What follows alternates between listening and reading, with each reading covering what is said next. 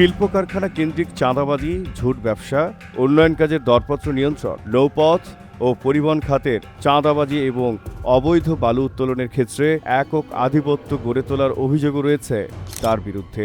এমনকি এলাকায় সরকারি দলের রাজনীতি থেকে শুরু করে অবৈধ উপার্জনের সকল খাতের নিয়ন্ত্রক এই ছেলে, তাই তাকে বলা হয় ছায়া এমপি। সোনারগাঁ, সিদ্ধিরগঞ্জের মতো গুরুত্বপূর্ণ শিল্পাঞ্চলে কার্যত ত্রাসের রাজত্ব প্রতিষ্ঠা করেছেন। সাধারণ নাগরিক, ব্যবসায়ী, ভিন্ন রাজনৈতিক মতাদর্শের ব্যক্তি এবং নিজ দলের নেতাকর্মীরা তাঁর দাপটে তটস্থ। ত্রয়োদশ জাতীয় সংসদ নির্বাচনের পর কাঁচপুর থেকে সিদ্ধিরগঞ্জের বিভিন্ন শিল্প প্রতিষ্ঠানের ওপর এমপি পুত্রের অনুসারীদের চাঁদাবাজির চাপ বাড়তে থাকে। চাঁদা না দেওয়ায় কোনো কোনো কারখানার পণ্যবাহী ট্রাক আটকে দেওয়ার ঘটনাও ঘটেছে। এমনকি হামলার ভয় দেখিয়েও চাঁদা আদায় করা হয়েছে। যার বিরুদ্ধে এত সব অভিযোগ, তিনি নারায়ণগঞ্জ ৩, সোনারগাঁ, সিদ্ধিরগঞ্জ আসনের বিএনপি দলীয় সংসদ সদস্য আজহারুল ইসলাম মান্নানের ছেলে খায়রুল ইসলাম সজীব। সজীবের বিরুদ্ধে ওঠা অভিযোগগুলো অত্যন্ত গুরুতর। এসব অভিযোগে গত রবিবার ২১ জুন পুলিশ তাকে আটক করলেও রাতে তাকে ছেড়েও দেওয়া হয়। বেশ কিছু অভিযোগের বিষয়ে জিজ্ঞাসাবাদের জন্য তাকে আটক করা হয়েছিল বলে পুলিশের পক্ষ থেকে বলা হয়। তবে সেই অভিযোগ ও অনিয়মের বিস্তারিত জানানো হয়নি। আইন শৃঙ্খলা রক্ষাকারী বাহিনী সহ স্থানীয় একাধিক সূত্র থেকে জানা গেছে, নারায়ণগঞ্জের সোনারগাঁ ও সিদ্ধিরগঞ্জের বড় অংশ জুড়ে থাকা শিল্প কারখানাগুলোকে কেন্দ্র করে চাঁদাবাজির অভিযোগকে কেন্দ্র করেই সজীবকে আটক করা হয়েছে।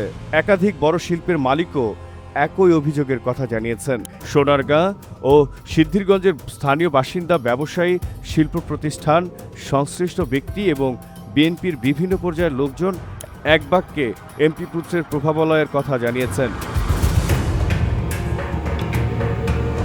সজীবকে কেউই নিয়ন্ত্রণ করতে পারছেন না। বাবার এমপিত্বের সুবাদে সে সোনারগাঁ ও সিদ্ধিরগঞ্জে ছায়া এমপি হয়ে উঠেছেন। তার আটকের খবরে স্থানীয় মানুষের মধ্যে স্বস্তি দেখা দিয়েছিল, কিন্তু পরে ছেড়ে দেওয়ায় অনেকে বিস্মিত ও ক্ষুব্ধ হয়েছেন। প্রথমত পুলিশই জানিয়েছিল চাঁদাবাজির সুনির্দিষ্ট অভিযোগে সজীবকে আটক করা হয়েছে। পুলিশি ভাষ্যমতে কেউ লিখিত অভিযোগ বা মামলা করেনি। তাহলে সজীবের বিরুদ্ধে বেশ কিছু সুনির্দিষ্ট অভিযোগ এলো কোত্থেকে? হতে পারে এটা গোয়েন্দা সূত্রে প্রাপ্ত, অথবা ভুক্তভোগীরা পুলিশের কাছে তার বিরুদ্ধে সরাসরি অভিযোগ করেছেন, অথবা প্রাপ্ত অভিযোগের প্রেক্ষিতে সরকারের শীর্ষ পর্যায় থেকে সজীবকে আটক করতে বলা হয়েছে। সূত্র যাই হোক, সজীবের বিরুদ্ধে ওঠা অভিযোগগুলো গুরুতর। আমলযোগ্য এসব অভিযোগ যে সূত্র থেকে আসুক না কেন, পুলিশের দায়িত্ব ছিল অভিযোগের সত্যতা যাচাইয়ে তাকে কারাগারে পাঠানোর জন্য আদালতে সুপর্দ করা। কিন্তু আটকের নাটক করে পরে ছেড়ে দেওয়ায় পুলিশের নৈতিকতা এবং রাজনৈতিক চাপ সামলানোর সক্ষমতা নিয়েও প্রশ্ন উঠেছে।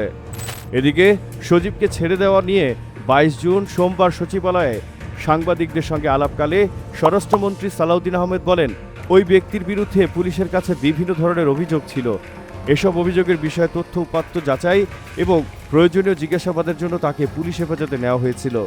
অপরাধীকে জিজ্ঞাসাবাদ করে পুলিশকে তথ্য উপাত্ত যাচাই করতে হয় এবং অভিযোগের সত্যতা মেলে না। এ যুগে সে পুলিশ অচল। স্বরাষ্ট্রমন্ত্রীর বক্তব্যে মনে হচ্ছে সজীবকে মুচলেকা নিয়ে ছেড়ে দেওয়ার নেপথ্যে তার নির্দেশনা রয়েছে।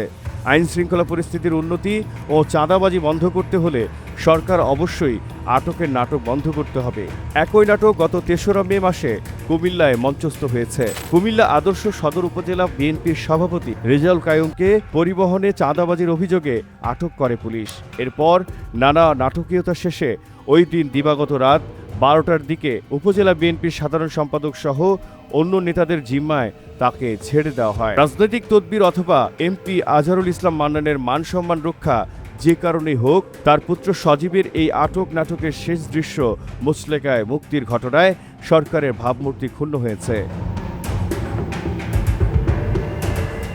এর মধ্য দিয়ে জনমনে ও সরকার দলীয় নেতাকর্মীদের কাছে এমন বার্তা পৌঁছে গেছে যে ক্ষমতার বলয়ে থেকে শত অপরাধ করলেও পার পাওয়া যায়। সজীবের বিরুদ্ধে ওঠা অভিযোগের সবকটি গুরুতর ফৌজদারি অপরাধ। এমন একজন ব্যক্তিকে মুচলেকা নিয়ে ছেড়ে দেওয়ার পর পুলিশ বলছে কেউ লিখিত অভিযোগ ও মামলা করেনি বলেই আইনগত ব্যবস্থা নেওয়া যায়নি। এই ভাষ্য কতটা যৌক্তিক ও গ্রহণযোগ্য? নির্বাচিত জনপ্রতিনিধি বা সরকারি পদে না থেকেও তিনি কিভাবে উপজেলা নির্বাহী কর্মকর্তার কার্যালয়ে অনুষ্ঠিত মাসিক আইন শৃঙ্খলা সভা ও উন্নয়ন সভায় অংশ নিতে পারেন সজীব? এক্ষেত্রে উপজেলা নির্বাহী কর্মকর্তার ভাষ্য গ্রহণযোগ্য নয়। সজীবের পুরো বিষয়টি সরকারের ভাবমূর্তি ক্ষুণ্ণ করেছে। তবে আমাদের দেশের সরকারগুলো ভাবমূর্তি থোড়াই কেয়ার করে। বাংলার জানালায় জহিরুল ইসলাম।